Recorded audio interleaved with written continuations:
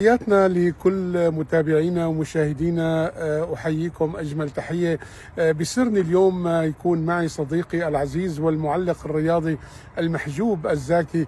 محجوب، كنت بدي أسأل حضرتك عن أبرز اللاعبين اللي قادمين من المملكة المغربية ولهم بصمة قوية في ملاعب الإمارات العربية المتحدة. اهلا وسهلا استاذ عمر، ومرحبا بكم ومرحبا بجميع المتابعين. طبعا كما يعلم الجميع كان لدينا 4 لاعبين مغاربه في الدوري النقل للمحترفين، وانضاف لهم حارس مرمى حارس الرجاء المغربي انس الزنيتي لفريق الوصل، بحكم ان فريق الوصل سيعتمد على حارس اجنبي على مستوى المسابقات الخارجيه دوري ابطال اسيا. هناك طبعا ابرزهم سفيان رحمي لاعب فريق العين الذي فاز معه بدوري ابطال اسيا، ولدينا كذلك سفيان بوفتينا الذي فاز مع نادي الوصل بالثنائيه السنه الماضيه الدوري وكاس رئيس الدوله. لدينا هداف عجمان اللاعب وليد ازارو، وكذلك صانع اللعب عادل طعرابط الذي لعب مباريات الذهاب مع النصر وانتقل في فتره الانتقالات الشتويه لفريق الشارقه. هذا هم كل اللاعبين المغاربه الذين يلعبون في الدوري الاماراتي. استاذ عمر، شكرا زميل محجوب، تمنياتنا دائما بالتوفيق